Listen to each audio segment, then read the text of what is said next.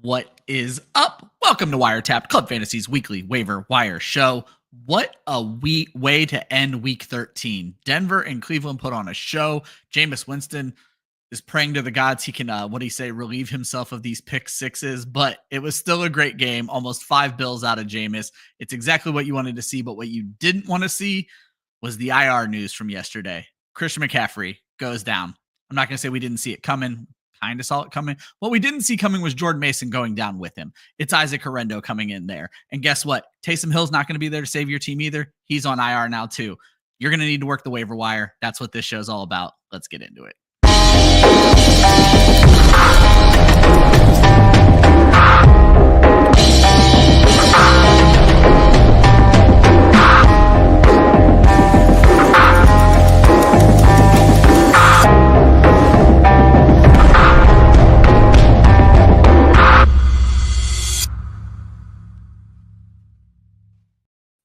What is up? Good morning and welcome to the Week 14 edition of WireTapped, Club Fantasy's weekly waiver wire show. I am your host, Ryan Weisse. With me, as always, Joshua Hudson.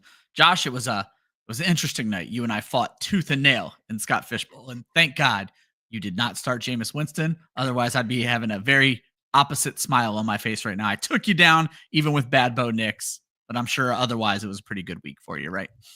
Yeah, actually, it was a pretty great week. I was winning in dynasty leagues that I'm trying to lose in, so there's that. But no, I was actually doing the math. Even if I had started Jameis, I would have still lost to you, even though at this point we're not we're not actually competing, but each other. So yeah, but if I see Josh on my schedule, I feel like I have to win. So especially, well, you had to get some revenge because I whooped you in week 2. I'd say Josh beat me down in week 2, put up like 260 that week, and I came back and put 260 up on you this week, so it worked out. So.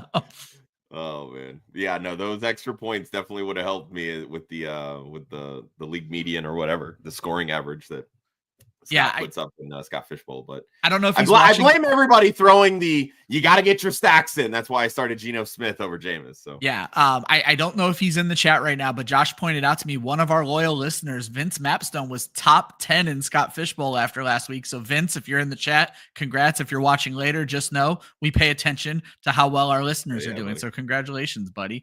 Awesome. We're going to talk about him in 2 seconds, but I just love that Caesar is so on board with how I pronounce Isaac Horrendo. So, like I said, I heard it that way and it is stuck with me. And I don't think I'm changing it right now because technically, whether I'm right or wrong, I'm not right or wrong. I'm just pronouncing it the Spanish way. So, correct. So they can't stop me is what it really comes down to. Horrendo. Although I do think that if it were like a true Spanish name, it would probably have the double R. That's just kind of my thought process, but that's again, a good point. I don't know. I don't even know where I heard it that way, but that is what I've stuck with from this point forward. Guys, before we get started, it is coming to the end of the year. And while that is sad, you should also be looking at championship belts, like the one on my corner and the one Josh is about to show you. Championship rings, like Jay shows off every time we do this read. And even loser gifts, if you just want to make fun of that person a little bit extra hard. If you want to help us out and help out our sister site, Women in Fantasy Football, check the link in the description of this video. It's also at the bottom of the screen right now, TrophySmack/WOFF.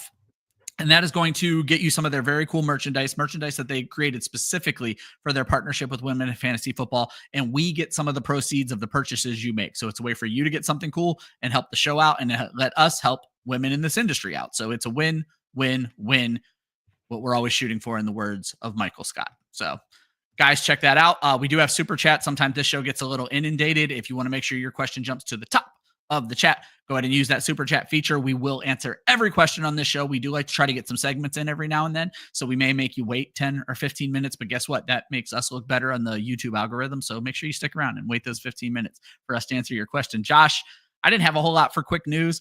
I kind of mentioned it in the intro because I didn't prep my intro, but CMC, Jordan Mason, Taysom Hill, all go to IR. And one could argue the worst possible week, though I suppose next week would have been the worst possible week. At least you have some time to plan your playoff roster now. Yeah, I mean, obviously it's unfortunate simply because there's so many teams that are on a bye and, you could really use some help. But at the end of the day, one of these guys was going to end up starting for you because they're not on a bye. So now you just got to go grab Isaac Horrendo or whoever's going to be the RB2 now in San Francisco. But, and the same thing with Taysom Hill, like he's kind of being a a jack of all trades in that Saints offense. So, without any wide receivers available, now it falls to, Foster Moreau and Juwan Johnson, and hopefully they get Mason Tipton back, or continues to be the MVS show with his 3 targets and 2 touchdowns, whatever it turns out to be. But yeah, I mean, look, I called this with San Francisco. I said this was exactly what was going to happen. It happens every single time they go to the Super Bowl. They don't plan for injuries. They're an old team. This is the kind of shit that happens. CMC's been basically non-existent all season because of an injury. Never looked Only right. a matter of time before something happened. But it's unfortunate. Obviously, you never want to see good players get hurt. Truthfully, you don't want to see any players get hurt. But it's definitely a blow to your teams. But if you had CMC, there's a good chance that you probably aren't listening to this show because your fantasy season went down the shitter really quick. So Football Guys internally pulled the data on our 2 big tournaments we run, Subscriber Tournament and the Football Guys Bowl. In the Football Guys Bowl, 80% of the teams who drafted CMC are in last place. 80%, and only 1 is in first place. So that's just absolutely nuts.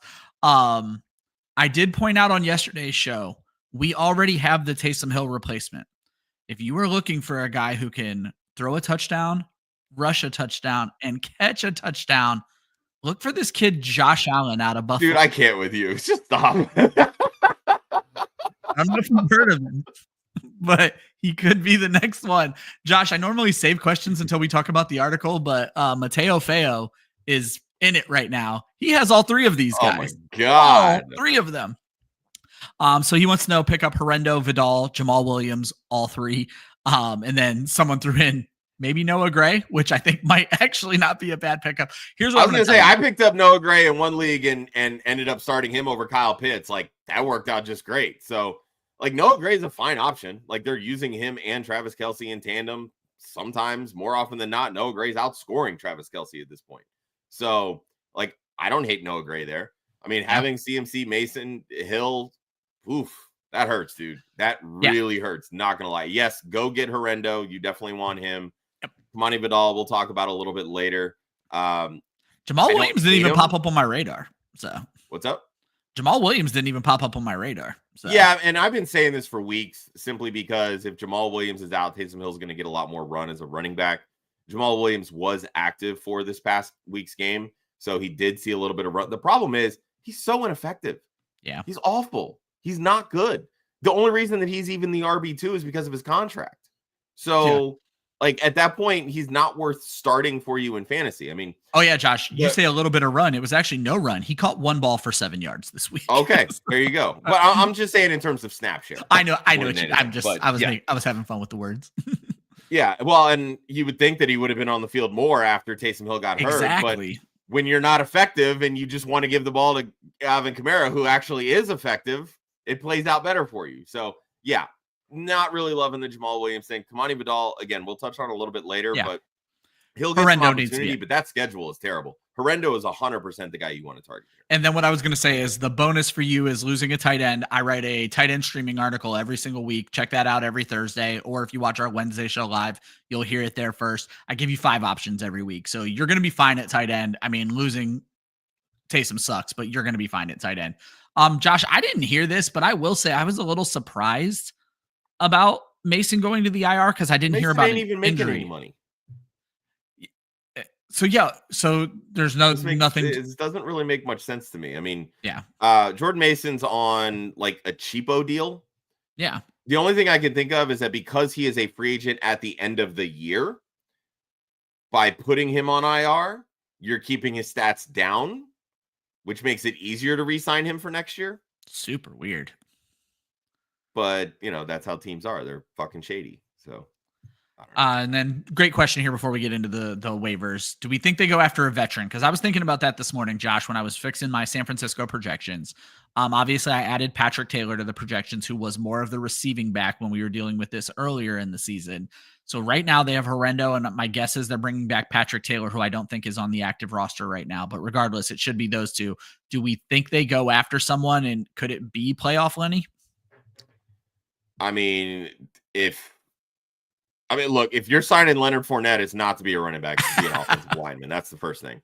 Second, yeah, my guess is Fournette couldn't stay in shape when he was on a roster. I don't want to know what Leonard Fournette looks like right now. Exactly. That dude's a tight end at best. An offensive lineman at worst. Yeah. But if you're Leonard Fournette, why would you want to go to San Francisco? It doesn't even look like they're going to make the playoffs. That's true. Like, that's the other side of it. So I don't think that they're really going to be in the market for a veteran. I think at this point, you're like, I don't know, if you're the front office and you're paying these guys what they're paying, like, you need as much free cap space to roll over to next year. Yeah.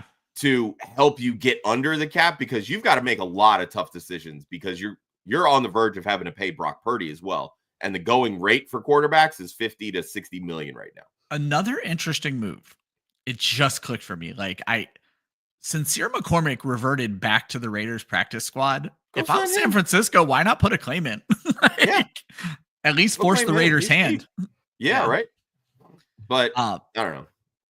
All right. We touched on him. So let's go ahead and jump into the first section of the show. And that is going to be the top 5 waiver ads from my article this week. Pretty cut and dry. I went 3 running backs, 3 wide receivers. I always give you a bonus pick. So that's why it's 3 or 6 in my top 5. Nick Westbrook-Akine at wide receiver. Guy can't stop scoring touchdowns. Ray Davis looked really good this week. Isaac Correndo for obvious reasons. Welcome back, Adam Thielen. And Parker Washington stepped up. And then my bonus pick is Sincere McCormick, because he technically isn't even on the Raiders roster right now. You're going to watch a bunch of waiver shows today and read a bunch of articles that are going to tell you go after Sincere McCormick. Until the guy has a job, I wouldn't put too much fab on him. I would stick with the guys who have set roles. And Josh, I don't know that there is a more set role in the NFL right now than Nick Westbrook and the end zone. It's unbelievable. I mean, he scored, what is it, 6 in his last 7 games? 8 in his last 7 8. in his last. Well, I know he scored 8 total in his last 7. He scored in 6 of his last 7 or whatever. Yeah. So okay. Yeah. Like this run is unreal. He's got like 20 receptions and 8 touchdowns. That's the crazy part. Like, that's literally 40% of his catches are in the end zone. I mean, granted, I don't see how this is sustainable. Like, every mathematical equation I've ever seen in my life tells you this is not sustainable. But the motherfucker just keeps doing it. Yeah, like he first started coming into our radar in the middle of this streak, and we kind of told you, like, if you need a flex spot, there are worse flex spots. But Josh, what makes Westbrook-Akine so much more interesting is the schedule, because in week 14, they have Jacksonville. In week 15, they have Cincinnati. Indianapolis is a neutral matchup in week 16 or 17. And then I guess week 18 doesn't matter. Or no, it is week 17. I'm sorry. 16 is Indy. 2 of the next against Jacksonville. Against Jacksonville in the championship round. Like, we say it's not sustainable, but with that schedule, it very well could be. He could end up with 13 touchdowns this year. Yeah. And that's he could lead the NFL. Well, I don't know about that. Jamar Chase has a pretty good stranglehold on that one. That's true. Yeah. The matchups are all there for Nick Westbrook-Akine. You'd be stupid to not be playing him as a flex option week in and week out. And I do want to issue a sincere apology to one of our subscribers, Joe Ortiz, who chimed in on one of our streams and asked the question, would you start Calvin Ridley or Nick Westbrook-Akine? And I said Ridley because of the consistency. Yeah. And I don't think anybody else would have said differently. I wouldn't have. But if Nick Westbrook-Akine keeps scoring touchdowns, like, take the boom. At this point, with that schedule, Westbrook-Akine is my flex for the rest of the season. If I have him, he is my flex. And if I take the zeros, it's the Mike Evans rule. Take the zeros to get to the 50-point week. So I agree. Yeah. I mean, I still think I would roll with Ridley because, again, with that schedule, like, the volume is going to supersede the touchdowns eventually, you would think. Unless he's out here scoring 3 in a week, which I wouldn't put it past him, but I'm not going to bank on it. Yeah. I mean, I still think he's more of like a 3 reception, 1 touchdown a game kind of guy. So that puts him more in the flex. But Ridley's the type of guy that could end up having 14 targets and, 9 catches for 110 yards kind of thing. Fucking Jay. I read this thing 3 times and it just clicked for me what he meant when he capitalized Mayo I was like, what is he talking about? He's talking about mayonnaise with Will Levis, that he found his favorite mayonnaise in Nick Westbrook-Akine because of mayonnaise coffee. I hate you, Jay. I read that so many times and it clicked for me at the I would not last have put minute. 2 and 2 together. It took me so long. Equinox has a wonderful question. If trades are still open, what are you paying for NWI? And I'm going to assume we're talking in Dynasty. Has to be Dynasty. We're talking third and seconds. Yeah. Yes, a second is way too high. But in no world. Yeah, I mean, a second's too high, but at the end of the day, dude, like if you're trying to win, I'll give 2 3s though. I would do 2 3s 100%. I mean, the third rounders, honestly, I would be fine trading a second. Dynasty Nerds, who we have a great partnership with as well. You can check them out. There's a direct link to save 15% on any of their memberships in the description of the video. But if you look at because they actually put out a study on trends of like hit rates amongst rookie draft picks.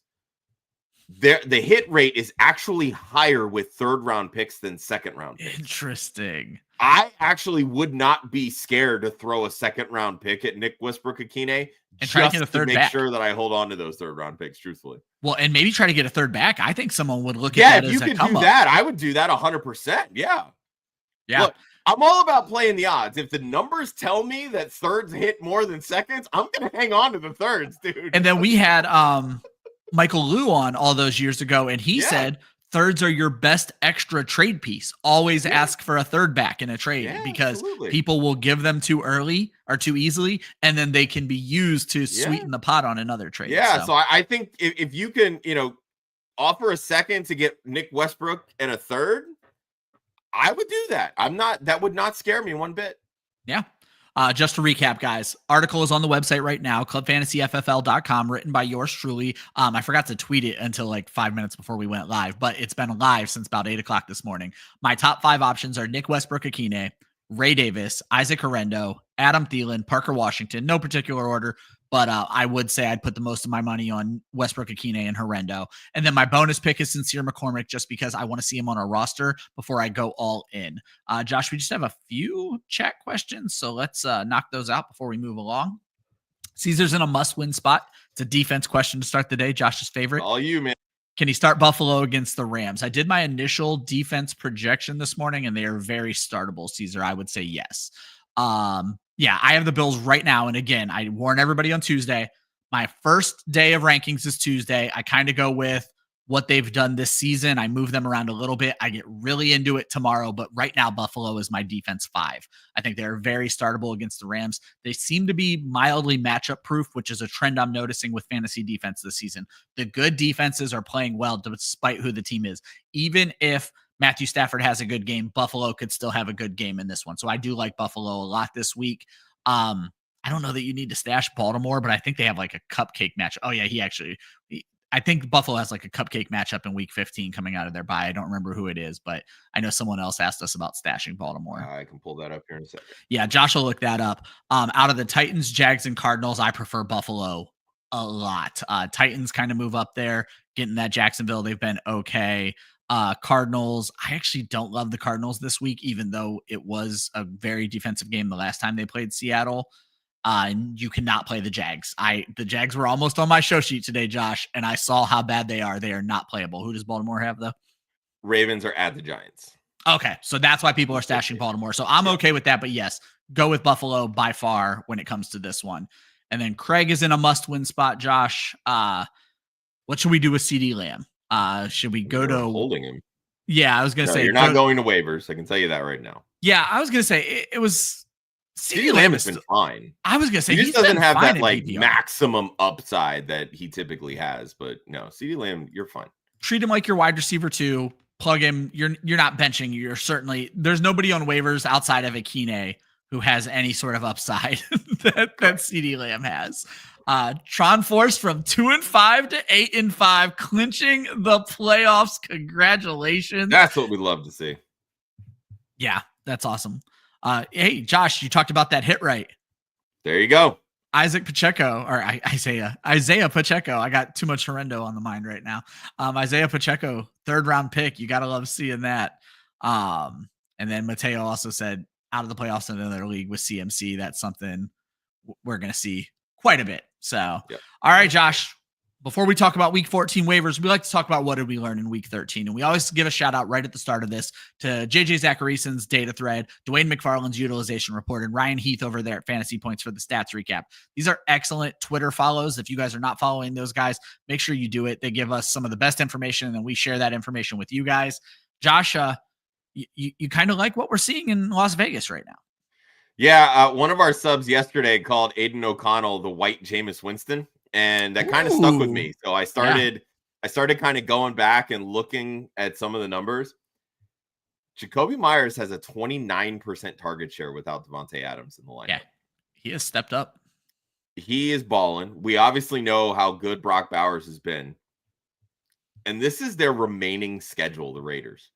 They're at Tampa Bay versus Atlanta versus Jacksonville. So both of those are at home, and then at New Orleans. This, according to Football Guys, is the most advantageous wide receiver schedule remaining. Atlanta, I think, is the most difficult pass defense there, but they get them out of the dome in Las Vegas. I mean, why isn't Jacoby Myers a wide receiver two the rest of the season? Like, he should be free flowing, easy start, sit, forget it. Like, start, set, forget it. Excuse me.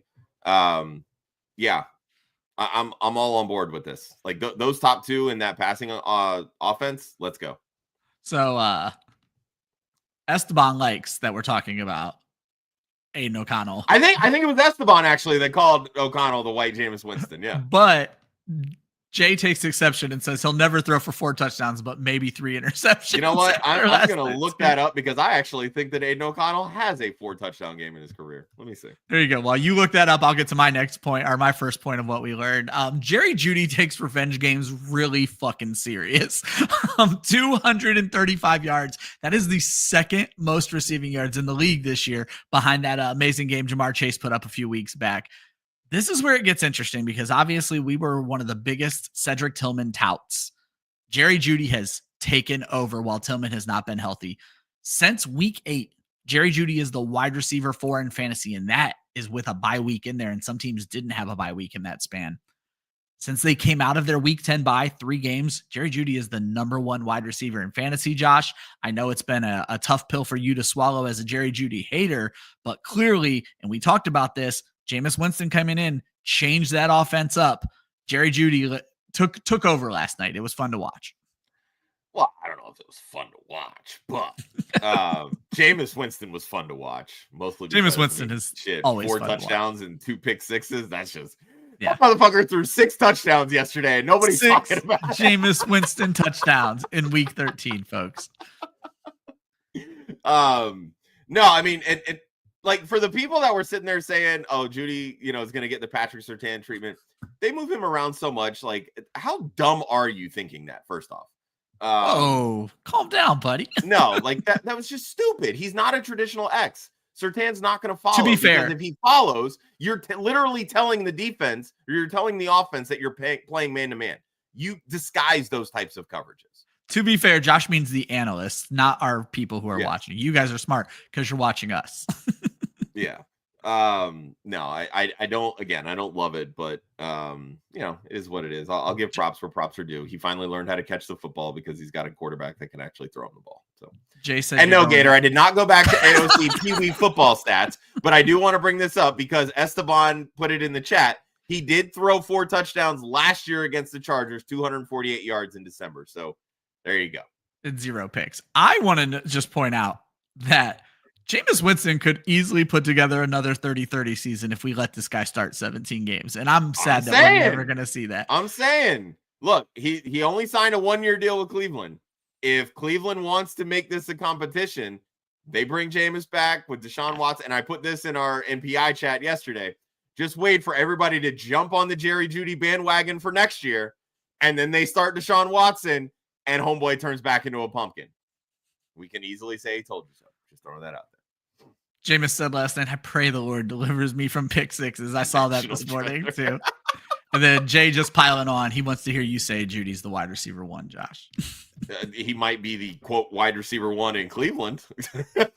That's about all you're going to get out of me. All right, Josh, what's the next thing you learned? For all you Kamani Vidal truthers, your time is here. J.K. Dobbins obviously put on IR with a knee injury. He saw a little bit of run opposite Gus Edwards this past week. It probably helped his cause that Hassan Haskins fumbled. But he saw a 27% target share, which to me, that's the role really that you want him in. Gus Edwards is going to play that thumper. Vidal can kind of come in as that change of pace back while he gets his legs under him and continues to learn the NFL game. What I don't love, the Chargers have the third worst strength of schedule for running backs. Yeah. But all that really tells me, if you really want to break it down, Gus Edwards is going to be dog shit the rest of the season, so they're going to need to throw quite a bit. That's going to put Kamani Vidal in a situation to where he can be useful in PPR leagues. I'm not rushing out to start him right away because I want to see how that role continues to grow, but there's going to be opportunities for that change of pace role. Josh, for mine, I kind of went stat heavy on this one just because I found some interesting things. Obviously, if you follow our Wednesday show, I love to predict 2 touchdown games. And normally there's like 15 of them and I don't pick the right guy and everyone gets to make fun of me. There were only 7 this week, Josh, and none were running backs. I found that extremely interesting. We had Josh Allen as the 1 QB who did it. Sam Laporta and David Njoku as the 2 tight ends, and then 4 wide receivers with 2 touchdown games, including the aforementioned Nick Westbrook-Akine. So kind of a slow week for multi-touchdown games, but weirdly enough, the position that should get it the most didn't see any of them this week. So I found that kind of interesting. I would agree with that. Yeah. I don't know. It's funny. Just when you think the RBs are up, they come crashing down, right? Exactly. Yeah. Regression to the mean is a bitch and seems to get us every single time. Every single time. All right, Josh, what else you got? Did you know that Tua Tagovailoa is tied for the QB5 in fantasy since week 9? I didn't, but I watched you type this in the show sheet this morning and wanted to cancel because I knew this is not a good segment for me. Why is that, Ryan? Because I've been shitting on Tua Tagovailoa for as long as the season has went on. So, well, see, I've always associated shitting on Tua with Joe Zolo. Yeah, that's true. Joe is worse than me, but I've been saying he's not a viable fantasy start because of what he did last year, because we didn't see the touchdowns, Josh, which kind of leads it to your next point. So, well, but that's the thing. Since week 9, he has 12 touchdowns to 1 interception. Everything was, Miami sucks in the cold. He can't throw. He did just fine throwing in the cold. It was garbage time. I don't care. Fantasy managers don't care about that. He has 1 game in cold weather. It happens to be championship week in Cleveland. I mean, if Jameis starts throwing like crazy, you think that Tua can't keep up? The biggest difference is he's not throwing to the wide receiver, so people aren't paying attention. He's throwing to Jonnu. He's throwing to Devon Achane. That's the targets right now. So, but people are just kind of leaving him for dead. Yep. He's been a good quarterback when he's healthy. The caveat to that statement is when he's healthy. Guess what? He's healthy right now. Stop sleeping on Tua. And I'm guilty of this because I've been benching him for Jared Goff. That ain't happening in week 14. So not exactly a winning strategy, folks. We see all of the questions. We're going to finish this segment up and knock those out. Speaking of Tua, Josh, I again went stat-based here. 11 quarterbacks threw for 250 more yards in week 13. 7 of them lost. And then I took it a step further and I had to make an exception here to make it over 297 yards because it makes the stat look better instead of saying 300 because Bryce Young hit 298. 7 quarterbacks threw for over 297 and 5 of them lost. And it's just kind of a reminder to people out there that knowing a team is going to lose a game could be an advantage to you in fantasy. You need to pick on those quarterbacks because the losing quarterbacks put up the most yards this week, Josh. Yeah, well, look, when you got to throw from behind, it's stat padding at that point. So I don't know. Yeah. I just found it interesting because you happened to bring up Tua, and Tua was one of the ones over 3 bills with a loss. Yeah, and lost. Yeah, absolutely. All right, Josh, you got 2 more to get us out of here, a bonus and something else. So. No, I just have the one. Oh, it's just the bonus. Never mind. I did it's just the bonus. So only 2. There were 2 wide receivers this past week that finished in the top 30 and had less than 50 receiving yards. I found this very interesting because one of them finished as the wide receiver 30, and that was DeMarcus Robinson and his 49 receiving yards. But I'm bringing this to life simply because, Ryan, I want to remind you, I do, in fact, like touchdowns. Yeah, you just because don't trust them. Jaden Reed finished as the wide receiver 14 with only 24 receiving yards. Yeah. He just happened to catch 2 touchdowns. Yeah, so don't tell me I don't like touchdowns. I do love, Josh, that we went almost the same direction with all our stats with these 2 touchdown games and these quarterback passing games. So that's kind of funny because we don't coordinate on this at all. But you're right. I know you like touchdowns, Josh. You just don't trust touchdowns from bad players, which seems like a great strategy now that Ramondre Stevenson is complete ass and untrustable. Let's get to these questions, Josh. These people have been patiently waiting. We go all the way back to Tron. He has Braylon Allen, Kenny Gainwell as his Barkley handcuff on his bench. The Broncos are on bye next week, but he hates to drop. I'm guessing maybe the Broncos defense he doesn't want to drop. So he has to drop either Allen with Breece's knee. Would we drop the Broncos D instead? I'd be okay dropping Gainwell, truthfully. Yeah, I was going to say, I feel like if Saquon went down, Josh, we talked about this earlier in the year. We can't expect Saquon production out of Kenneth Gainwell. In all likelihood, you'd be lucky to get a third of Saquon's production out of Gainwell. Exactly. And as an Eagles fan, dude, trust me, Kenny Gainwell ain't it. Yeah. You're going to see a lot more Jalen Hurts if Saquon Barkley goes down. My only concern, Josh, I bitched about this yesterday, was this Isaiah Davis getting involved all of a sudden. Like, why are we moving away from Braylon Allen? I'd like to see more Braylon Allen. Now, Davis didn't do a lot in the running game. It was more in the passing game. I was going to say, I think that was more so just like get the rookie an opportunity kind of thing. Braylon Allen obviously has had his. And yeah, at that point in the game, they were having fun, right? That's true. And then Seattle said, here's our fun. I don't know if Aaron Rodgers has ever had fun in his life. I'm just throwing that out there. Mateo back at us. He has the Bills and the Cowboys. Who does he start and who does he drop? This is pretty easy. Don't trust the Cowboys. Yeah. What they did last week was the Giants, and they have Cincinnati this week. You cannot play the Dallas Cowboys this week. It is start the Bills, drop the Cowboys. 100%. Craig wants to know who's going to be the better quarterback this week, Herbert or Baker Mayfield. Who's Baker got? Yeah, I was going to say. Raiders come to Tampa. Herbert has at Kansas City. Ooh, yeah, I'd probably lean Mayfield here. Yeah, I feel like this is a Baker week.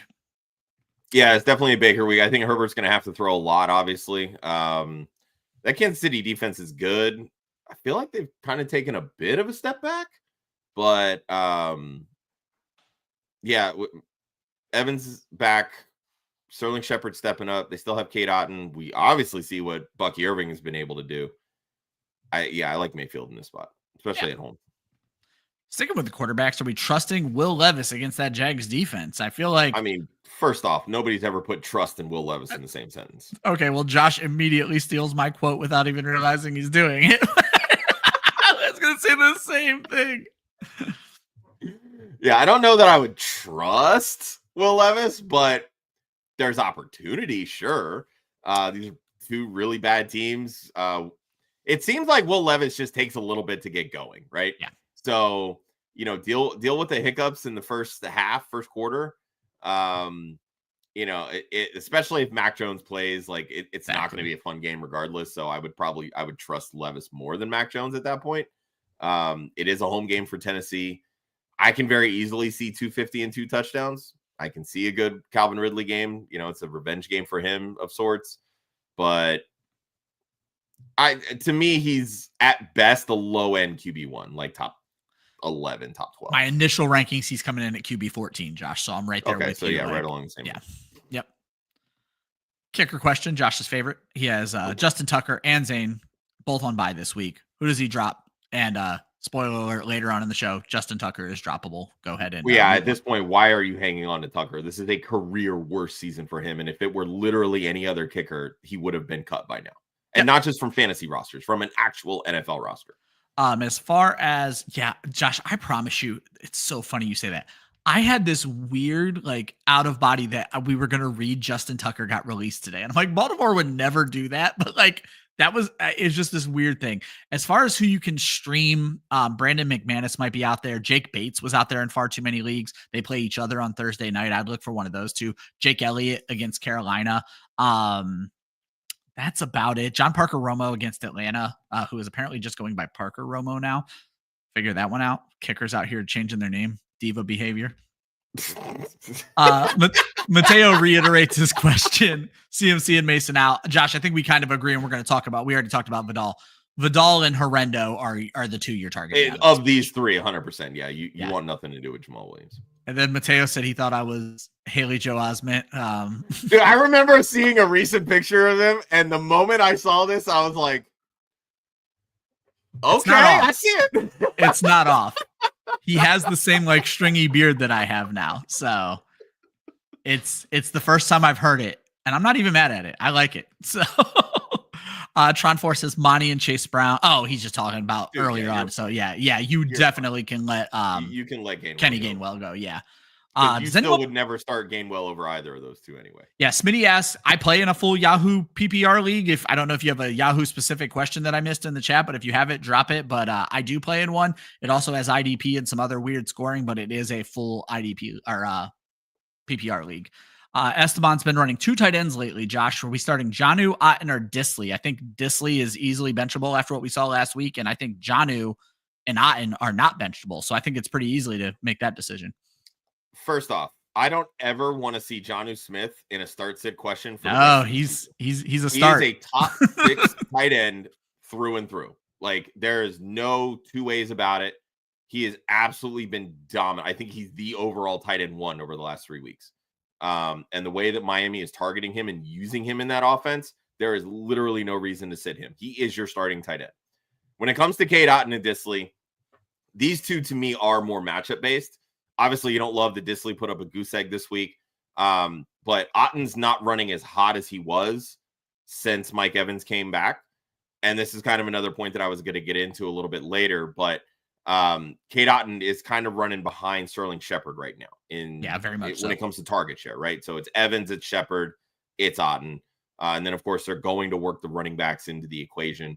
So to me, Otton he's viable. I mean, you love anytime you see a 16% target share from a tight end, you want to get that in your lineup more often than not. But he's still very matchup based with Disley going against Kansas City this week, Otton against the Raiders. It's very easily Otton if you're choosing between these three. There you go. I completely agree. Tron wants to know Saints or Titans. I just looked at my rankings, Tron. Saints are ahead for me because they have the Giants, and we saw what Dallas just did to the Giants. Not that Titans don't have a good matchup, but I'm going with the Saints. I am 4 spots ahead right now. I'm going to throw Smitty up on the screen. Yeah, I'm going to throw Smitty up on the screen real quick. Smitty, the only thing I can tell you, I had a weird one in a Yahoo league this year too, but it's a commissioned league. It was this past week. The Jets put up like 43 points, even though it wasn't that great of a defensive performance either. If this is a commissioned league, I'm guessing it's yards allowed. Go check that out because the Bills had almost no yards this week. Well, but keep in mind too, if the 49ers put up that many points, how many kick return yards did Deebo Samuel have for the San Francisco? Yep, and my league has kick return yards as well. So if you're getting points for kick return yardage, that's going to play into it. Also, too, just like you said, yards allowed will play into it as well. There, anytime defense scoring comes into play, there's a lot of ebbs and flows because it's very different across every single league. Yeah. And again, I'm guessing this probably is a commission league, so the commissioner will likely have different, scoring options and things of that nature. Yep. Because standard scoring with defenses in non-commissioned leagues, I don't believe do yards allowed anymore, but I could be very mistaken. They do not. I haven't played in like a public league like that in a while. So. They don't at all. You're absolutely right. I actually want to go look. Should only take me a second here. I want to see what the good defenses actually scored this week. So Denver was the top defense at 20 points. So that's where you get like with their pick sixes. San Francisco in comparison. Oh my goodness. Still scrolling. I'm guessing I just missed them. They allowed 35, didn't score any touchdowns. Yeah. So yeah, like to me, it has to be the yards allowed. It has to be the kick return yards. Yeah, that's got to be what it is. San Francisco, that's why. I'm sorry. They were the worst ranked defense in fantasy this week at -4 fantasy points on basic scoring, according to fantasy data. Yeah, so it has to be the yards. It's all about yards and return yards. Charlene has been starting Taysom Hill, Josh, in her flex. Do we go Laporta, Will Disley, or bite the bullet on MVS and my guy, Keon Coleman? I think Laporta is probably going to be the safest. He started the season awful. he's been on the uptick lately. I think it's over the last month of the season. He's been averaging over a 20% target share. So he's finally starting to get worked into that offense. I think now that the Lions are realizing that Jameson Williams is just a guy. He's going to be a deep threat, not somebody they need to force the ball to, and Laporta can actually move the offense. Yeah, you don't love the volume for Laporta. He's the Nick Westbrook-Akine of tight ends. Yeah, at this point. But I mean, aren't you getting the same thing from MVS at this point? Oh, 100%. That's what I was going to say. Yeah. When you look at this specific grouping, I think Laporta is the best option. Yeah, I would agree there. Disley is still very much matchup based. I think Laporta is ultimately going to be the safest of this group. MVS provides obviously boom potential simply because the Saints have no wide receivers. But they're barely targeting the wide receiver position. I think they only had 9 pass attempts to the wide receiver position all last game. Like it was all running backs and tight ends. So at that point, you're just banking for a touchdown with MVS, which really you are from Laporta as well. But I think there's more volume that goes his way. Josh, how far are we willing to go on Nick Westbrook-Akine? Are we dropping Darnell Mooney? I expressed yesterday I'm concerned about the Falcons, and I think I'm okay to make this move. If it's a must win and you have to start one of them this week, I'm okay doing that. Yeah, I'm okay doing that. I don't love it because I still think Mooney's obviously the better player and in the better system, but it's hard to argue with results. And right now, Nick Westbrook-Akine is providing them. And then I started Austin just because literally 3 games last night, Austin had the exact same thing happen to me that David Njoku took me down in 3 different matchups, including one, Josh, where he put me out of the playoffs. So I just want to say I have been banging the drums for David Njoku all off season. Yes, you have. And now he's got a quarterback that's throwing him the football. Last week was a dud because he dropped the touchdown pass. What happened this week? Not only did he catch 1, he caught 2. They look for him in the red zone. This is where his opportunity lies. And when Jameis Winston is going to throw the football as much as he's going to throw the football, David Njoku had over 10 targets. That volume puts him in that top 6, top 7 category at tight end alone. There you go. Sorry, all right, guys. That does yeah. Suck, We're moving on to the waiver segment of the show. We break these down by position. I give you some of the best options. Josh lets you know whether he likes them or not. And Josh, for quarterback, I'm putting you on the spot. I'm going to list these guys. And obviously you have some notes on quite a few of these guys, but I want to know, are any of these guys trustworthy in a 1 QB playoff scenario? Because that's what people are wondering right now. So the guys that are available, Russell Wilson's out there in 57% of leagues. Jameis Winston's somehow still out there in 90% of leagues. Bryce Young, 95%. Geno Smith, 50%. Caleb Williams, 63%. Derek Carr, 85%. Stafford, 60%. And then we get into the kind of sketchy guys. Mac Jones is 99% available. Drake May is out there in 80%, but he's also on bye this week. Aiden O'Connell, 99% available. Cooper Rush, 95% available. So, Josh, obviously, we need to get this party started with Jameis. So, let me just ask you, if it's a win and you're in scenario next week, this upcoming week, week 14, are you willing to start Jameis Winston in a 1 quarterback league? This is by far the worst matchup of Jameis's rest of season. Yeah. 2 weeks ago against Pittsburgh, he had only 219 yards and an interception, saved his day with a rushing touchdown. You don't love that. But if he's got to bounce back after 3 interceptions, 2 pick sixes. I'm relying on him in Scott Fishbowl. I have to because Lamar's on a bye, right? So, yeah, you can't not the way that he's throwing the football. Josh, I have a playoff team. I'm in the playoffs this week. It's an 8-team playoff, so we're starting this week. I have to choose between Jameis Winston and Tua Tagovailoa, Josh. Ooh, I'm going Tua. Tua has the Jets, and that's kind of where I stand right now. So. I'm going Tua over Jameis. I still think Jameis is a top 12 option this week. But again, anytime you look and you see that, he's played this team already and didn't do great, and now this next game is at the opponent, it makes you a little nervous, not going to lie. But again, the way that Jameis is built, he can throw in bad weather that. So the pass volume does not scare me at all. It's just going to be a matter of, can they establish the run? Can they slow down TJ Watt in that pass rush? There's a lot of external factors, sure. But again, the way that Jameis is throwing the football, you have to start him, plain and simple. Russell Wilson has those Browns, Josh, who just shut Bo Nix down. Does that pour some water on the hot streak that Russell Wilson's on right now? A little bit. Yeah, I think and that's the thing is that the Browns defense is good. They've just been banged up. They've been dealing with a lot of injuries. Their run game hasn't been as good as it was last year, which has put more pressure on the back end. But Denzel Ward, if I'm not mistaken, has dealt with some injuries this year as well. Yep. And he actually played pretty well this past week. Like I know that Mims had over 100 yards, but again, that was a 93-yard touchdown. Cortland Sutton had over 100 yards, but you expect him to get his. But Denzel Ward had an interception, and he was batting down quite a few balls. Like, if I'm not mistaken, he leads the NFL in pass breakups. Yeah, I think you actually threw that stat at us a little while ago as well. So, yeah, I think that's true. Guys, I see I'm getting the unstable connection. So, if you guys are having any trouble with me right now, I apologize. But I'm going to try to keep the show. Okay, perfect. Yeah, exactly. But Josh, let's keep it moving with these quarterbacks. You have some notes on here. Just go ahead and take it away while my connection figures itself out. Yeah, I mean, with Bryce Young, look, it's not going to be this week at all. He's got Philly. So if it's a make or break, I know he was QB8 last week. You're not going with him at Philly. Geno's very hit or miss. He's been good enough, but not great.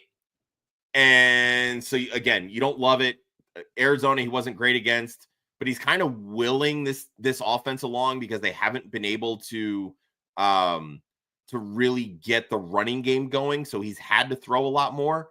But again, 254, 1 touchdown, 1 interception 2 weeks ago against Arizona. Not the best matchup. And really, it just feels like the ceiling's not there. We've seen how well Caleb Williams has looked. The wide receivers are starting to get involved. I will be very curious to see, now that Eberflus is not the head coach, with Thomas Brown being elevated into that interim, does the added stress of doing multiple things take away from that offensive preparation, which lends me to want to fade Caleb a little bit this week and not expect that 30-point outburst. Derek Carr plays the Giants. I don't think I have to really put more onto it than that, but do you trust any of these weapons that he has to throw to? And Aiden O'Connell, the white Jameis, great matchup against the Bucs. You know, I don't hate it. And same thing with Will Levis against the Jags. All right, let's jump into some of these questions, Josh, as we finish up. We actually have a lot of quarterback questions in here. Hopefully you guys can hear me. But we start off with tight end. Would you guys drop Pitts or Disley for, I'm guessing this is Deontay now that Bateman's hurt? There's literally no reason to, and again, number one Deontay Johnson stand here. Why would you even want Deontay Johnson? Even with Rashad Bateman out, Deontay Johnson did not play a single snap this week against Philly. That tells you all you need to know about where he fits into this Baltimore offense. Tron keeping you on your toes with another kicker question. We got Matthew Wright. Why do y'all hate me? Parker Romo, Brandon Aubrey, Jake Elliott, Brandon McManus. I'm still going Brandon Aubrey here, Josh. I'm seeing enough out of that Cowboys offense, and then you're going against that Cincinnati defense at home. I think it's a monster Brandon Aubrey week, actually. Yeah. Brandon Aubrey is the kicker one. Yeah. And I don't even play with kickers, and I know that. There you go.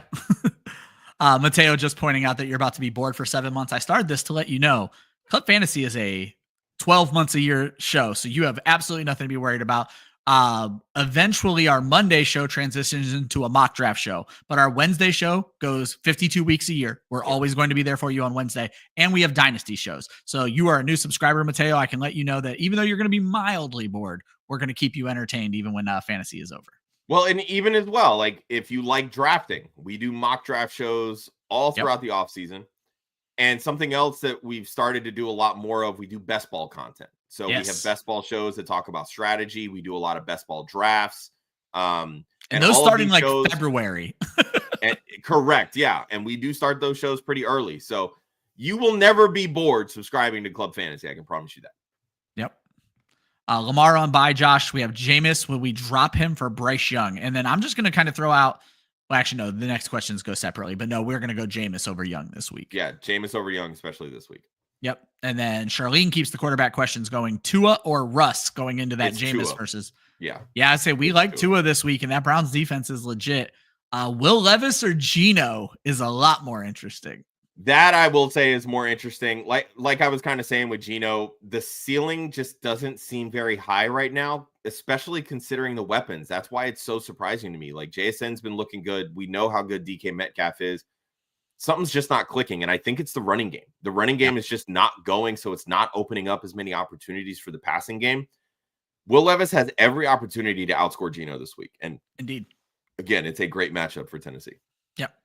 And then Steve-O's channel wants to know, can they drop J.K. Dobbins? I think they're eligible week 17, Josh. Are you really going to start Dobbins in your championship week?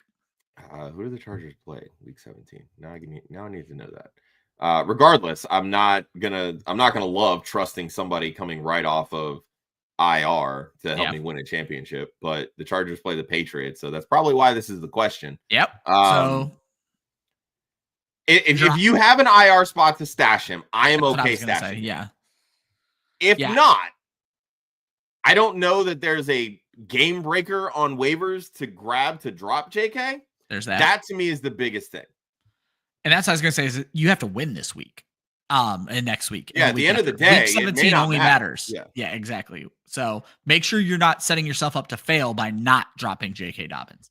And then another quarterback question, because it's the flavor of the week. Russ Darnold, the 6 teams on bye. I guess this happens. Russ, Darnold, Levis, or Carr. And I think I'm leaning Will Levis out of this bunch. Darnold's close. Darnold with that matchup against Atlanta, who's not played great defense. Yeah, Atlanta's defense has been hit or miss, but I mean, they shut down Justin Herbert this week. Mm-hmm. I would venture to say that Herbert is a better quarterback than Sam Darnold. I still would lean Darnold here. I do like the Levis matchup, but I don't think the matchup outweighs the production that Darnold has had all season for me to want to make that, like, to really roll with that like massive upside play. Yeah. I mean, it's definitely between Darnold and Levis, but I would lean Darnold. Yep, that's fair. I think Russ could probably insert himself into that discussion as well, even against that Cleveland defense. I'm going to go Levis for the upside. And Josh, we have a Sophie's Choice question for you. David Njoku or Jonnu Smith? Josh in this season has become the biggest stand for these two tight ends. So what do you got here, Josh? In fairness, started the season as the Njoku stand, and now it's slowly working towards Jonnu, which again, I've been a Jonnu fan for a long time, even go back to his Tennessee days. So I'm really happy that he's finally getting the run. But yeah, I think this week I got to lean Jonnu. I do too, Josh, by 2 spots. I think I would lean Jonnu. Njoku against Pittsburgh. Again, I don't love the matchup. Yeah. And we've seen them shut down Jameis before. I want to lean the volume with Jonnu, and that's kind of where I'm at there. Wholeheartedly agree, and the Jets are a pretty good matchup for tight ends right now. Josh, we move on to the running backs of the waiver section of this show. In my article, I talk about 3 top pickups. That's Isaac Correndo, Ray Davis, and Sincere McCormick. But Josh, I was a little shocked on the first name I'm about to mention here. Technically, the first 2 names that they were out there in 50% of leagues. Jonathan Brooks is still out there in 50%. I did not expect that.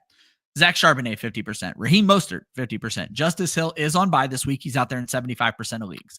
Jerome Ford, 70%. Antonio Gibson on bye this week, 80%. Chris Rodriguez, 99% available on bye this week. He's probably not a pickup, folks.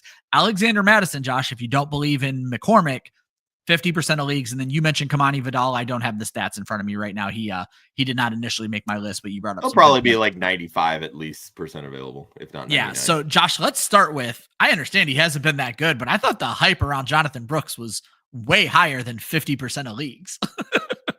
Well, and I think a lot of it was he took longer to come back off IR than initially intended. So people probably got impatient, didn't have an IR spot, probably ended up dropping him. Those teams that drafted him probably fell out of favor. Owner or managers became less attentive, and he kind of sat on waivers at that point. Yeah. So that probably plays into it, but also to, again, he didn't really come back until week 12 and only saw 5 snaps. So people probably got impatient and dropped him. Saw more run this week, still working his way up. And this is what I've been preaching with Jonathan Brooks, is that you got to be a little bit patient. Yeah. This is the last month of the season. This is where they want to get him going. He's coming off of a knee injury. Knee injuries for running backs, they don't just snap back like that. Yeah, you don't want that knee to snap. Trust me. And you definitely don't want it to snap. Absolutely. But, 33% compared to the 67%, give or take, to Chuba. So, he's working his way into the running back share, only 3 yards per carry. So, again, not great, but given the usage and the receiving production there, again, Exactly. 3 for 10, I think, but he did look good when he had the ball in his hands. And he took like all the receiving work away from Chuba. So that's what's impressive. Correct. So there's going to be some opportunity. Again, this matchup this week against Philly, you don't want anything to do with that. I'm more curious to see, again, does he keep progressing? Because the matchups are only going to get better because Philly is the number 1 defense in the NFL right now. So, again, somebody to pay attention to. They want to get him involved because they need to see what they have in him, and can they develop this more two-headed backfield with Chuba and Jonathan Brooks going into 2025. And then, Josh, I put Jerome Ford on here. He's been slowly working his way back from injury, and Nick Chubb doesn't quite look like Nick Chubb. But I feel like there is some positive trending for Jerome Ford. Yeah, I mean, there was, I think Chubb had like 1 carry in the second quarter, and it was all Jerome Ford. And they even talked to Kevin Stefanski at halftime about that.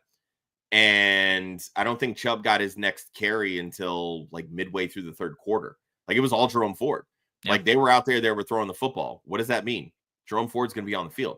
Exactly. Of course, the irony is that Nick Chubb is the one that caught the touchdown pass. But Jerome Ford is being used. Like, they're using him. And he showed last year that he can be both a running back for them as well as a pass catcher. So there's going to be some run here. I just don't think there's a ton of upside. But again, when you're dealing with as many bye weeks as we're dealing with this week, where 6 teams are on bye, that's 8 to 12 viable running backs that you could be starting more often than not, because a lot of teams run 2 running backs quite frequently. Jerome Ford could make his way into a lot of flex conversations this week. And guys, looking at the running backs, this is probably the thinnest this pool has been in a while. Those are all the guys we have. Yeah. So if you're in need, don't be afraid to throw everything at Horrendo. He is a starting running back in the NFL, but Brooks is an interesting option. Josh has been predicting all along that December was going to be Jonathan Brooks's month. Starting to trend in December. Yeah. Let's see here. So we got one question this time around, Josh.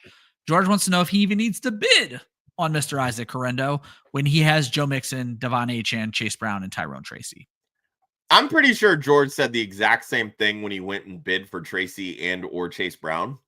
If correct me if I'm wrong, George. Yeah. But it never hurts to bid. I agree. You make sure someone doesn't get him too cheap. And that's the other side of it too. Make sure somebody else drives that price up. But also too, you can never have enough running backs. I mean, we just saw CMC go down, right? What happened? God forbid, knock on wood.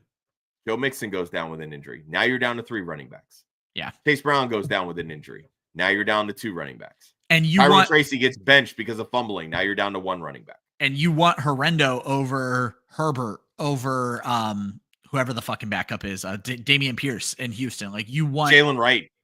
Yeah, you want that guy over those guys. Exactly. So, yeah, it's worth a bid.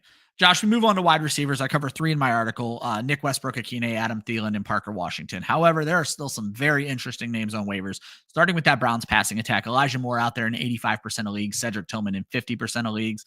Calvin Austin is becoming a thing for Pittsburgh, 99% of leagues. Sterling Shepard, 95% of leagues. Marquez Valdez-Scantling, who we hate, but he's the only one they have, 75% of leagues. Demario Douglas is on bye, 70%. Michael Wilson's getting a little bit more involved, 90%. Noah Brown on bye, 90%. Wan'Dale Robinson is probably the most hated man in fantasy just about now, 50% available. Alec Pierce in on fairness, bye. I don't think it's his fault, but still. Yeah, exactly. He started so hot, and so many of us put faith in him, and it has fallen all the way apart. Alec Pierce on bye, 85% of leagues. Demarcus Robinson, 85%. Dobbs is still out there in 50%. Jalen Tolbert looked a little bit better this week, 90%. And Xavier Legette, 65%. Josh, before you talk about your guys, it always strikes me how many wide receivers are available. And this is why, going back to that last question, horde running backs. You can go get Calvin Austin and play him. And I'm starting him in Scott Fishbowl this week because of the return yardage.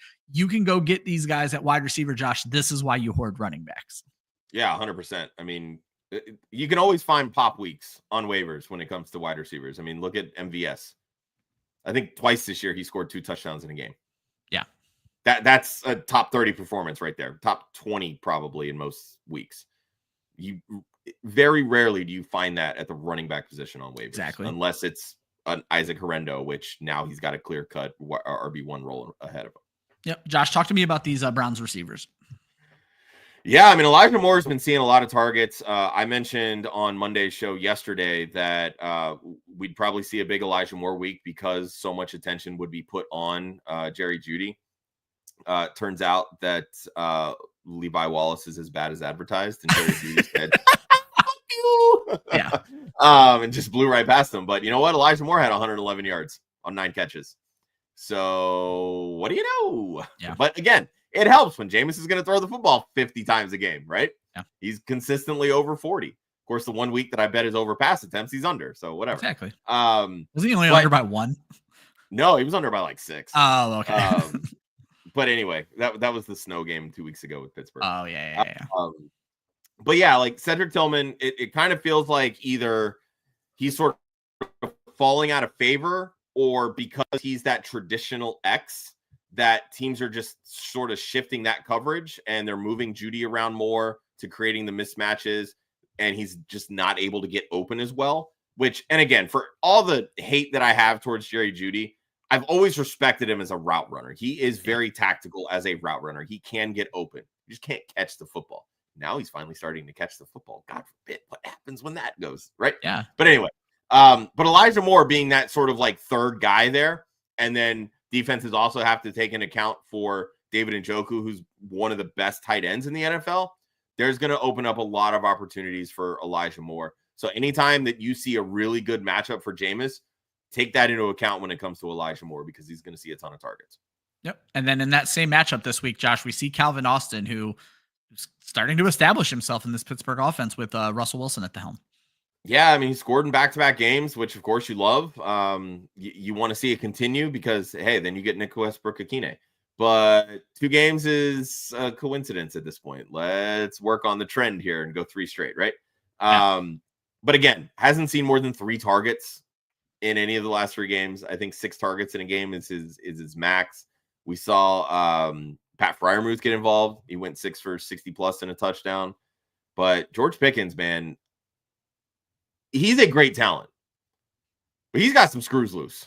Yeah, he really does. He is like, and I feel like defenses after that Cleveland game, they're really starting to realize they can get in his head very easily. And that's his touchdown this week. His touchdown this week was on a backward screen pass to make sure that they couldn't jam him at the line. So. Exactly. And you know, he just made one move and just blew up the sideline. Like, yeah, all right, cool. You got yours, but at the end of the day, he was, I think, top 20, if that. Like, it wasn't even like a game-breaking week for George Pickens. It was not. And that's been my biggest issue with Pickens is, like, for as talented as he is, he's a head case. Yep. And this is the time of year when you need to keep your head on straight because you're fighting for playoff spots. You're fighting for, you know, where you're going to be in the playoffs, in those seedings. I don't know that the team can continue to rely on George Pickens, and that eventually will start seeding some targets over towards Calvin Austin's way because they look for him deep. Yeah. And Russell Wilson throws a good deep ball. So there's opportunity. I'm not saying that I'm going to blow a ton of fab on him unless my team or my league offers a lot for kick return, punt return yards, etc. Especially for kickoff return touchdowns or punt return touchdowns, which Calvin Austin already has this year. But again, opportunity is there. Definitely somebody to keep an eye on.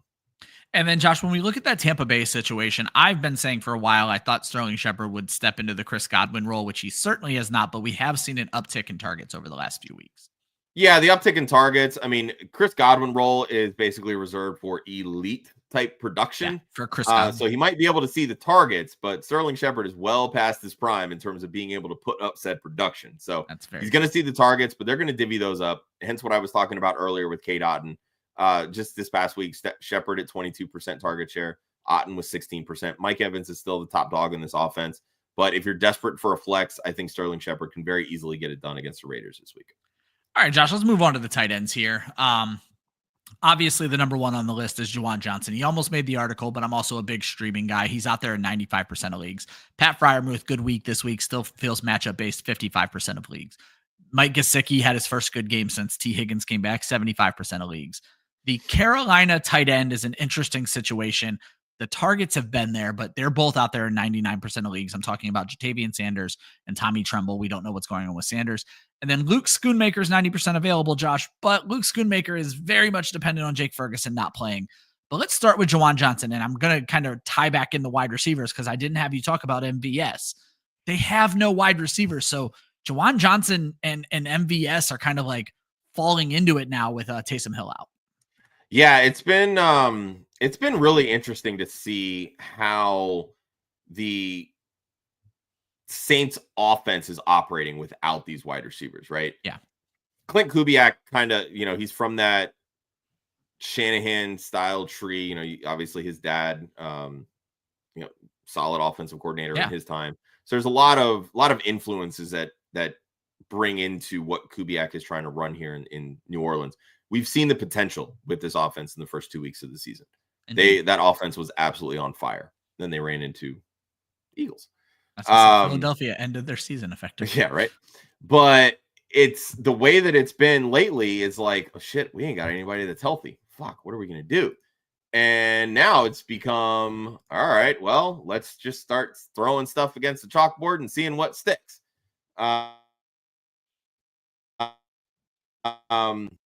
Looking at production when it comes to targets in this offense, you have Al Kamara at 43, and this is since week 6.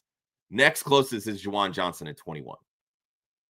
This is a big discrepancy here, but that just goes to show you that Juwan Johnson is next in line. They're going to throw his way because they don't have anybody else. Plain and simple. And the other guy that he's tied with in targets just got hurt and is out for the rest of the season and probably most of next year. That's Taysom Hill. So he's catching about 76% of his passes when they're throwing his way. He's averaging almost 13 yards per reception, Juwan Johnson is. This is the guy, to me, that is going to see that opportunity. So if he's out there in waivers, who do the Saints have this week? I know we were just talking about this. Yeah, we were. And I should know it off the top of my head, but I don't. Juwan Johnson, the Giants, at the Giants. Giants, okay. Giants ain't stopping anybody on defense. Even this pass rush that was really good. They're nowhere to be found. Yeah. But there's the caveat that I want to pull up on this. Every single time I preach, start Juwan Johnson. Juwan Johnson's going to have opportunity. He's going to be good. He fails. This man has shit the bed. Yeah. Pressure makes him fold like origami. It's bad. So I want to say yes, go get him. But I'm just looking at him as a streaming option at this point. Charlene's in that situation where she lost her flex.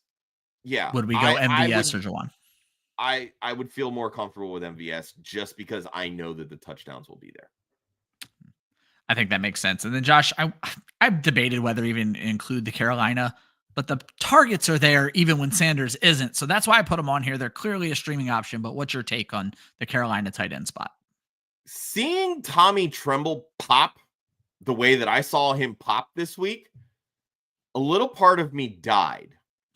Because I got so excited for Jatavian Sanders, and then the dude gets hurt, and just seeing what could have been. Exactly. What could have been. And going against Philly this week, I thought that this would be a really bad matchup for Mark Andrews. Because we have some pretty athletic linebackers. Nakobe Dean gets across. Obviously, we know the safeties, C.J. Gardner-Johnson, Reed Blankenship. And Mark Andrews said, I don't give a fuck. I'm still catching touchdowns, and I'm still catching passes. Look, I'm not saying Jatavian Sanders is Mark Andrews. I'm not. It's just not going to be the case. But if Tommy Tremble could do what he did against Tampa, I'd like to think that if Jatavian Sanders is able to play this week, they have a spot for a tight end to be productive in this Carolina offense, right? So that lends me to, I think he can get at least 9 fantasy points. And in most weeks, that's going to be a top 12 option. Yeah, not a bad play. Excuse me, at all. All right, guys. Hopefully my my connection's holding out here as we get into the defenses. Remember, I'm only going to talk to you about this week. Defense is a streaming game. These guys are all available in about 50% of leagues. Excuse me, real quick. Excuse me. So Jets at Miami, Dolphins versus the Jets. I like both defenses in this matchup. As I mentioned, Bills are probably my favorite of these streaming options. They are at the Rams. Bears are at San Francisco. That becomes a much more interesting matchup with everything San Francisco's losing. Saints are at the Giants. That's obviously a great matchup. Seahawks at Arizona. This was a terrible game last time for offense, which means it was good for defense. That's an interesting one. And then Titans versus Jacksonville is a great streaming option just because you're going to have Mac Jones going on there. Josh, let's just keep it rolling. Mayday, Mayday. These are the guys you can cut. I'm going to list the guys. Josh, you tell me if you disagree with any of them. It's a very quarterback heavy list. CJ Stroud is still rostered in 87% of leagues. He's on bye. Kirk Cousins is in 63%. He's going to get murdered. Aaron Rodgers is going to get someone murdered, 43%. Tyler Lockett was the one wide receiver that stood out to me, Josh. He has lost his job. He is rostered in 60% of leagues. Dalton Schultz at 44%. My goodness, I'm so sorry. Justin Tucker, Josh, we talked about it, 94% rostered. And then you mentioned Tank Dell, who did come up, but he had that good week 2 weeks ago, which made me scared to put him on the list. Take it away while I figure my life out. I mean, if you're willing to drop CJ Stroud, it's simply because he's terrible, right? The only wide receiver that's even doing anything right now is Nico Collins. When you actually look at the target share breakdown, I think it's been over since Nico Collins came back. Tank Dell is third on that list behind Dalton Schultz. And Joe Mixon is not far behind Tank Dell in target share at like 14 something percent. I think Tank Dell is third on that list. So yeah, like Tank Dell's upside has just it just hasn't been there this year at all. So I mean, you're getting down to crunch time, right? Like, are you ever going to feel comfortable starting Tank Dell? Like, I'm not saying, I mean, at this point, would you drop Tank Dell to go get Nick Westbrook-Ikine? Would you drop Tank Dell to go get Isaac Arendo? Exactly. These are choices that you might have to make. Like, Don't hang on to Tank Dell because of a 4-week stretch in 2023, because that's ultimately what you're doing. Or one good week in 2 weeks ago. Like, Tank Dell has not been good. He had every opportunity to be good this year with Nico Collins out about 6 weeks, with Stephon Diggs out for the season. And Tank Dell is like wide receiver 50 on the season. Yeah. It hasn't been there. It's a great point. That's how I look at it, Josh, is I look at the percentage and their average points, but I saw Dell had been good, so I didn't put him on the list. I'm glad you added him because it's far more interesting than the guys I added. Josh, we got a couple of questions before we talk about what we're watching for in week 14. Chill wants to know we have to start 3 of these guys to make the playoffs. Brian Thomas Jr., Isaac Arendo, Jerry Jeudy, Elijah Moore, Jameson, Jonnu Smith. But then he also said, does he start Jonnu over Laporta or fit him into the flex there? So let's start with that, Josh. You're starting Jonnu over Laporta all day, right? Yeah, it's not even close. So now just pretend Jonnu is Laporta in this question, Josh. So how are we going to start 3 of these guys with the playoffs on the line? I think Jeudy has to be in there even against Pittsburgh, right? 100% Jeudy has to be in there. Jameson Williams is a non-factor for me. I still would probably go Brian Thomas Jr. It's a good matchup. Again, we saw Mac Jones target him. Yeah, he scored the touchdown with Mac Jones. He scored a touchdown. There's going to be opportunity for BTJ, plain and simple. I agree. And again, the Titans defense, and again, they've been good. But I think what we were forgetting last week was that L'Jarius Sneed is now on IR and done for the season. Yeah. So that takes away your best corner in that secondary. And that opens up the opportunity for teams to be able to throw the football, which is what Washington was able to do this past week. So BTJ is going to be fine. To me, he's the gimme. Horrendo, who does San Francisco play? That would be Bears. Chicago Bears at home. Yeah. I mean, I don't know that you want to get too invested in the Browns passing attack. I would be fine if you wanted to go both Jeudy and Moore, but I also understand because of the matchup with Pittsburgh and how well they corralled Jameis in that Browns offense 2 weeks ago. I would favor Jeudy over Moore. So I would go BTJ, Horrendo, Jeudy, with Jonnu as your starting tight end over Laporta.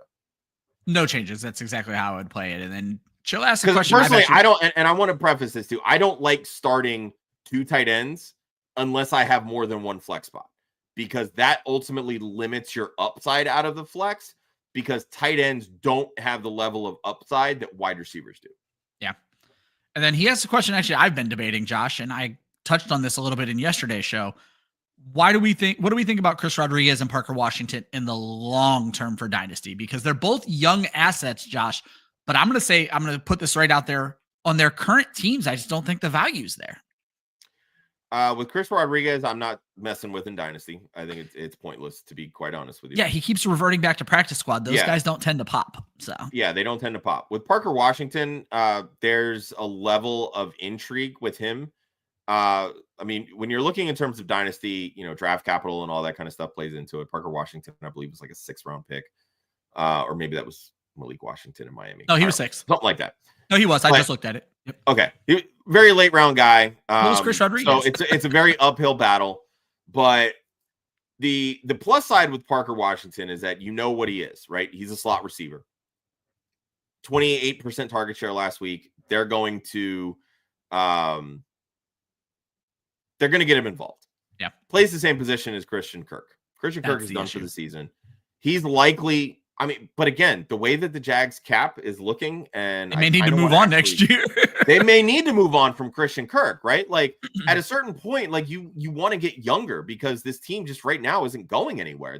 Right now they're fighting for the number 1 overall pick in the 2025 draft, and they don't need a quarterback because they just signed Trevor Lawrence to a crazy ass deal. So like, I'm not looking at this team as like, hey, we want to, play to win. Like they need to get younger and see what the pieces have. Christian Kirk doesn't fit into that timeline anymore, but Parker Washington has that opportunity too. So if you're looking at how you want to build this team, maybe you try to trade Travis Etienne, roll with Tank Bigsby, maybe invest the mid-round pick in a running back to complement Bigsby. You're rolling out Evan Ingram, who you just re-signed as your starting tight end, is kind of like the veteran option. You drafted BTJ, you signed Gabe Davis, you put Parker Washington in the slot.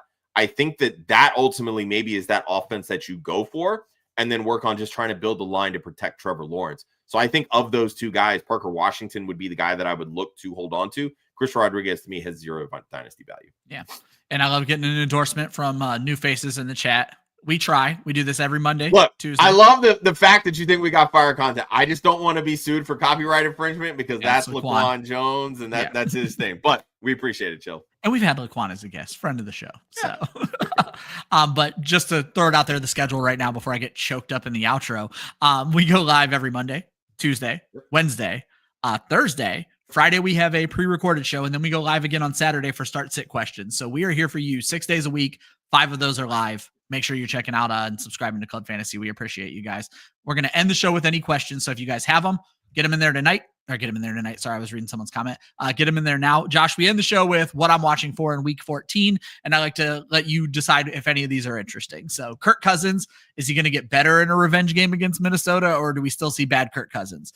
Will offense or defense win in Green Bay versus Detroit? They've both had good offenses and good defenses this season. Could we potentially, Josh, see 800 passing yards in Cleveland versus Pittsburgh with the way those quarterbacks played last week? Can the Bears beat up on a beat up San Francisco team? Is Carolina a trap game for Philly? I have a feeling you're going to go after this one. How many points is Cincinnati going to score against that terrible Dallas defense? And will it even matter?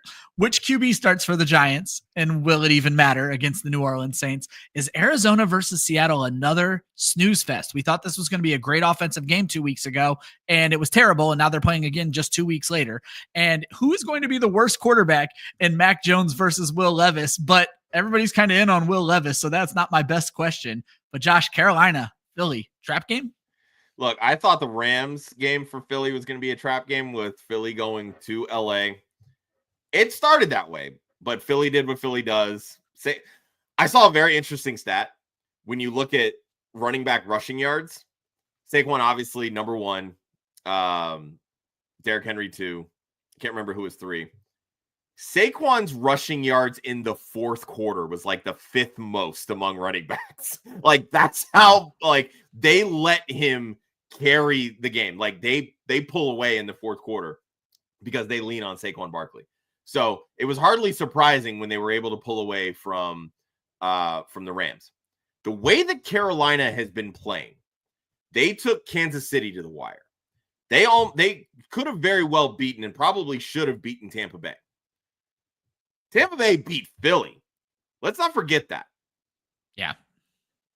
This could very easily be a matchup where Philly looks ahead to their matchup against Pittsburgh and they completely forget that they have a team that is fighting. Like, they're fighting for their coach. They're fighting for next year. They want to see, look, we're ultimately playing for jobs right now for next year.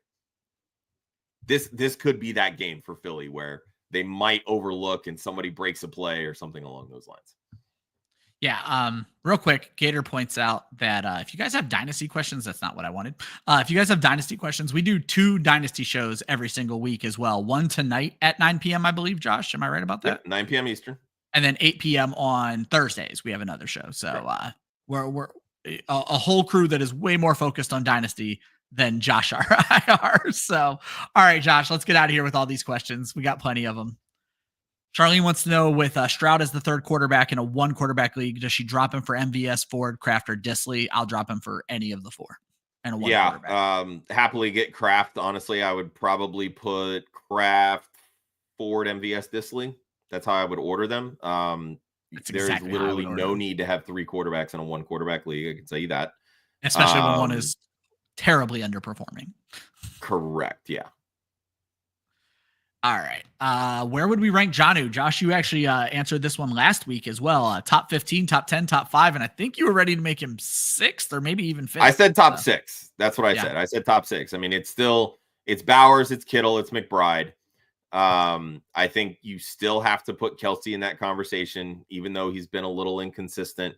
But I'm still going Njoku and then Jonnu Smith. Like, those are my top 6. And I would probably put Andrews, Kraft kind of in that next go around. And for what it's worth, Jonnu Smith, my tight end 6 this week, Josh. There you go. That worked out perfectly. Tyler wants to know the best tight end other than Jonnu, because K. Dotton sucks. And then there was some debate about whether K. Dotton sucks, but he does give his options, Josh. And I think this is an easy answer for us. It's Juwan Johnson. We're going to gamble on Johnson. Kraft is interesting though. I would take Kraft personally. Okay. I would go Kraft and then Juwan Johnson.